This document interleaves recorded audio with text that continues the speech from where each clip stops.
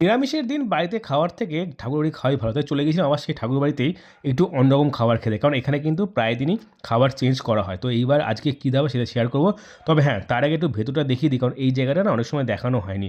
তো এখানে কিন্তু যেভাবে দেখছো সেভাবে খুব সুন্দর করে সাজানো রয়েছে।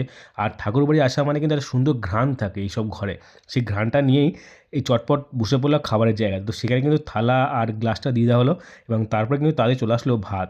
আর ভাত বলতে অন্ন তাড়াতাড়ি দেওয়ার পরই চলে আসলো আমার সবথেকে ফেভারিট এখানে শাক। এই শাকটা কিন্তু খেতে দুর্দান্ত ছিল। সব মিশিয়ে একবারে খেয়ে তৃপ্তি পেয়েছি। তারপরে কিন্তু আরেক রকম শাক ছিল, যেখানে ডাঁটা ছিল।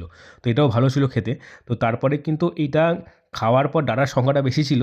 তো সেটা একটু বেছে ফেলে দেওয়ার পর তারপরে চলে শুক্তো। শুক্তোর মতো যায় মানে ঠাকুরবাড়িতে শুক্তো খাওয়ার ব্যাপারটা একটু অন্যরকম মহিমা লাগে, স্বাদটাও থাকে অন্যরকম। তো তারপরে চলে আসলো লাউ ডাল। আর এই ডালটা কিন্তু অন্যবার দেওয়া হয়নি, এবার দেওয়া হলো, বেশ ভালো লেগেছে। তো সঙ্গে ছিল আমার সবথেকে প্রিয় ঠাকুরবাড়ির মোচার ঘন্ট। মানে এইটা দিয়ে পুরো ভাতটা খেয়ে নেওয়ার মতো ক্ষমতা রাখি আমি, কারণ এতটা সুন্দর লাগে খেতে। তো তারপরে ছিল পনির আর ফুলকপির তরকারি। যদিও প্রথমবার দেখলাম পনির আর ফুলকপি একসাথে করতে, কিন্তু সত্যি কথা বলতে সুস্বাদু ছিল। এর থেকে ভালো কিছু বলা যাবে না, কারণ সত্যিই খুব সুন্দর খেয়েছি আমি খাওয়াটা। এই প্রথমবার খেলাম ফুলকপি সমেত, তো ভালো লেগেছে। তো তারপরেই আমার সবথেকে প্রিয় চলে এসেছিল পুষ্পান্ন, যেটা খেয়ে আমি খুব ভালো লেগেছে আমার। আর সঙ্গে ছিল বেগুনি, যেটাও ভালো ছিল, গরম গরম ছিল। তো তারপরে এই খাবারটা শেষ করার পরেই কিন্তু সঙ্গে চলে আসলো শেষ পাতের চাটনি।